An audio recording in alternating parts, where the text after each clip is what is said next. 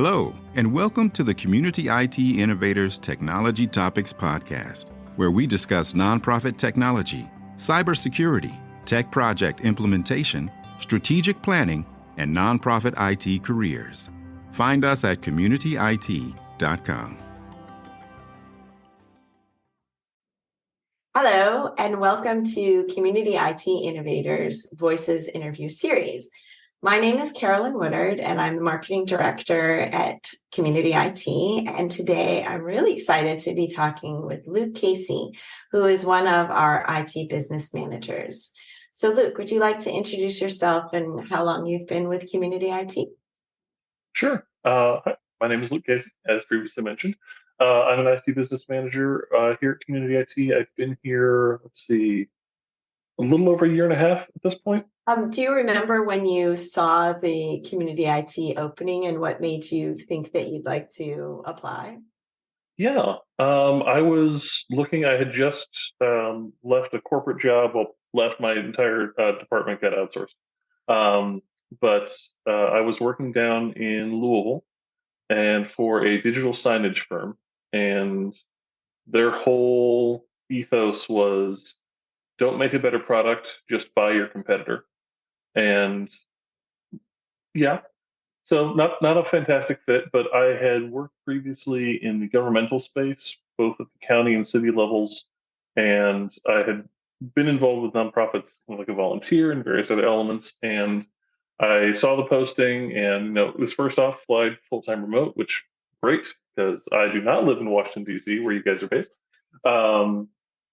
And I was looking through the posting, and just the more I saw about it, okay, this really matches my skill sets. This matches where I want to go career-wise, because I was doing system administration work at the time. I was much more in the weeds engineering, but I had gotten more and more into project management and scoping and like kind of large-scale kind of organizational goals, and it just really fit where I wanted to go. And then I did a bunch of reading around like Glassdoor and other testimonials, and everyone just kept saying this place is awesome. This place is awesome. I'm like, all right, I'll apply. So I applied, and I heard back like 3 days later, and a couple weeks later, I had an offer, and it was great.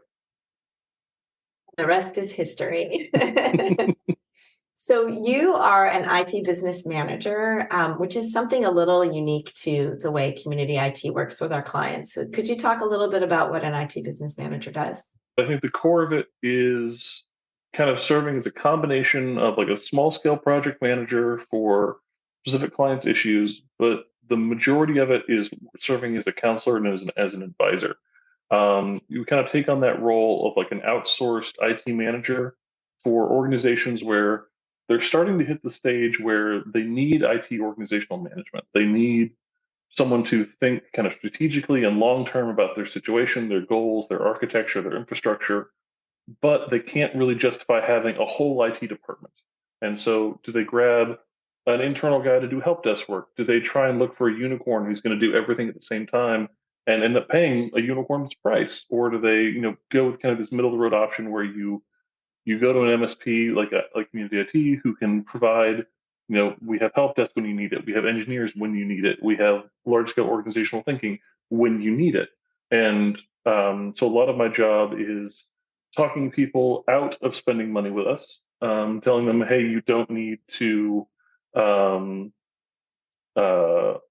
spend on this. Let's look at these other options. And then kind of helping them set goals, budgets, and plan out, the next couple of years of their IT space. And then if any kind of major issues come up, they have a security event, or there's a change in their market space, or there's just, hey, we decided we're going to go completely remote and we've never looked at this before. What do we do? We sit down and we plan that out together. And so it's great. I get to help a lot of wide variety of organizations to do good work, and it's pretty awesome. I love it. And my understanding is that that's something that is a little bit different that Community IT does for clients, that we can keep an eye on kind of some of those strategic issues of like how you're spending your budget. one example is like if they're constantly having help desk requests for certain laptops, like, well, maybe those laptops need to be replaced, and how can we budget to do something like that? So I feel like it's a really great option that we have for clients. Do you have like certain projects or things that you've worked on with clients that were really, exciting and interesting for you that you could tell us about? One of my first clients I got when I came on board, they do a lot of work in nations where they are not welcome. They're a climate resource group, and they have a lot of pushback from oil industry folk and local government and even national government there. And they have a lot of concerns about the safety of um, their grantees, the people they work with.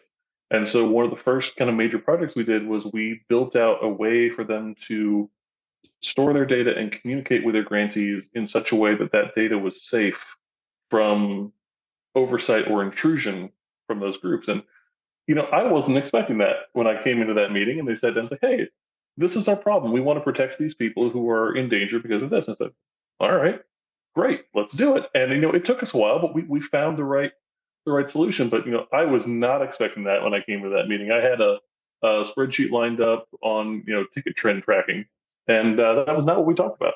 That's so great. What a great feeling too that you can help protect people with that cybersecurity that can really make a big difference in their lives. So can you talk a little bit about, were you always interested in technology? Like, did you start out in high school being a techie, or is that something that you gained those skills over time? When I was a kid, I was really into computer games, and my parents looked at us like, "That's no, we're not going to spend money on that." But I did have a computer that had been purchased for schoolwork, and so I started rooting around inside it. And I would save up money, and because I worked like landscaping jobs in high school, that kind of thing. And I would go down and I would buy another component and I would upgrade it. And I basically built this gaming rig over a couple months, and then that kind of started that trend of just, all right, well, I don't know how to do it, but I know how to Google it and I know how to find out what I need to do, and I'll find the video, the answer on Ted's Hardware, or I'll find some YouTube video or something like that, and we'll go through, and that started that process. And then I actually went to school for medieval literature, which not super useful in the IT field. But I was working part time just as like a help desk guy for the county government where I went to school, which literally the requirement coming in at that point was, "Do you know how the Office suite works?" And I went, "Yes, I do." And they went, "Great, you will help people with their email issues." And that was like everything I did was scripted. Like there was no, it was, I hesitate to call it help desk. It was like the most basic level tech support you could possibly do. And they said, "Hey, um, we had a guy up above you who just left. We have a full-time slot available. Do you want to take this full-time job?" And I looked at the market value of a medieval literature specialist, and I looked at being able to pay my rent, and I went, "Wow, that sounds great." And so I started doing that, and I just kind of fell into it, and I realized I was pretty good at it, and I did a lot of internal training, and then did certifications along the way, and I moved cities a couple times, but I started doing help desk work, and then like tier 2, tier 3 escalation work, and then I was running a help desk for a while, and then I ended up doing system administration work, and then I was basically the entire IT department for a couple places, and I just worked my way up, and it wasn't like a defined career path of like, I want to do this, then I want to do this, then I want to do this.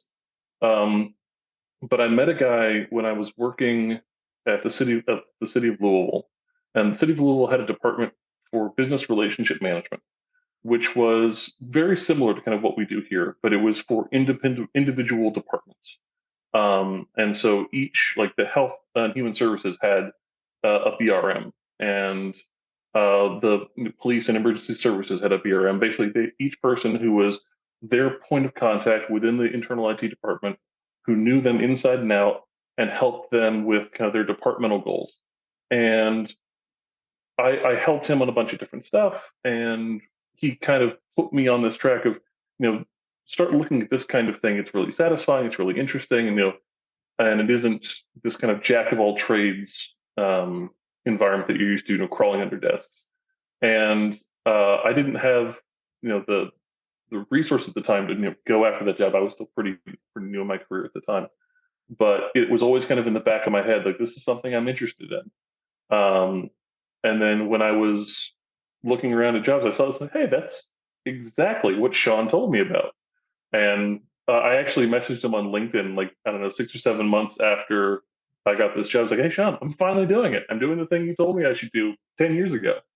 That's great. As a fellow medieval literature nerd, I'm so glad to hear that. And I think that I've talked to other people who work with community IT, and one of the things about the kind of work that we do is that you do need creativity and flexibility and kind of an entrepreneurial ability to, it's not just rote, and you don't have a script of like, it's always going to be this problem, always has this answer.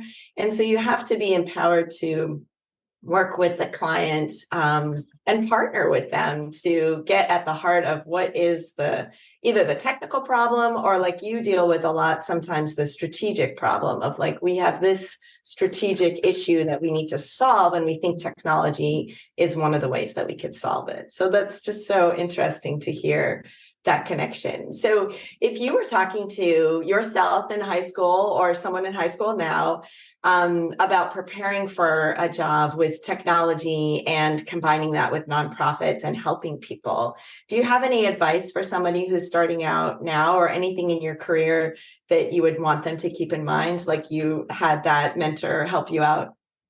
Sure. I think really the biggest skill set that I developed that I never saw in any of my certification programs or any kind of training materials was learn how to take the things that you find interesting, the details and the technological elements that are fascinating to you and that inside and out because you've been doing this for however, whether it's a hobby or whether it's something you're pursuing school for. Learn how to take that information and translate it in an accessible way to people who have no interest or understanding in what you're talking about. And that's not a reflection on them. It's just if I go to an accounting firm, they are going to have an interest and understanding of finance that I will never understand. But they can pare it down. They can make it accessible for the people who need their specialized knowledge. And being able to take complex technological questions and give them a coherent answer that doesn't drown them in details, that doesn't get lost in the weeds. It's like, here is what you need to know, and here's my backup reasoning. If you want to dig into it, we have all these layers that we can go into, but you need to be able to make tech accessible, and you need to be able to make solutions understandable. And with those two, you can go really far with just, I have this knowledge. I don't need to drown you in it.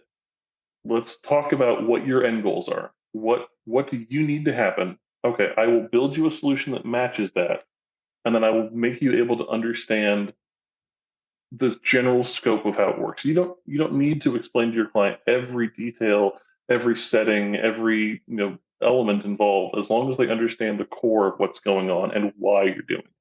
I love that. I think that's something that we do bring to clients. And we always say that, you don't have to understand all the lingo to be able to understand what your IT is doing for you. And in fact, when you're managing it, you need to know what it's doing for you. You don't want to hand it over to someone who doesn't know your organization and say, just do it. So I love that. So I have one more question for you, which is, sometimes it's hard to describe what community IT does. So if you're in a party situation or you're meeting someone new and they ask you, what do you do? What do you tell them?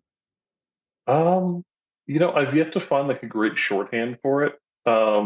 It works for like the 5 or 6 people who like already knew what a BRM was. I'm like, well, it's kind of like that, like a little bit different.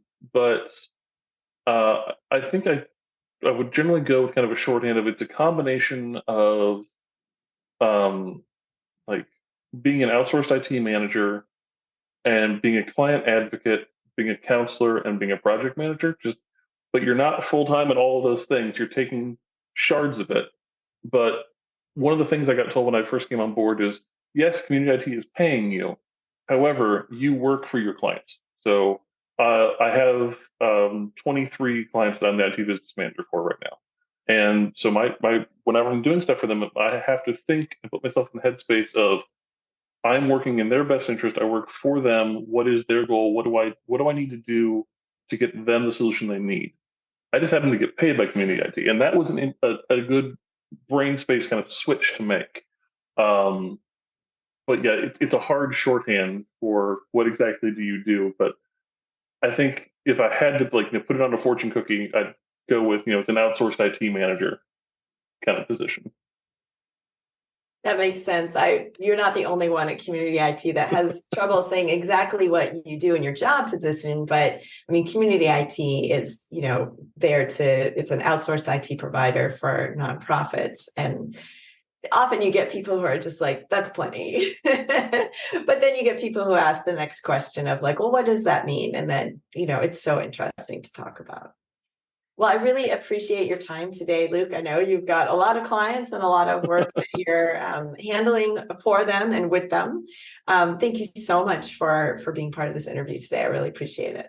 My pleasure. Thank you for having me.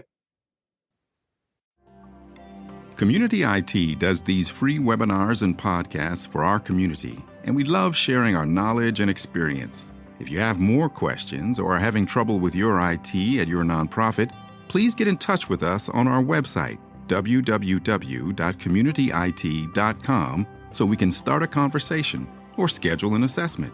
Downloading any of our free resources there will get you signed up for our webinar reminders, and you can attend our next webinar in real time and ask our experts your own questions. If you love podcasts, please subscribe and leave us a rating to help others find this leadership resource for nonprofits.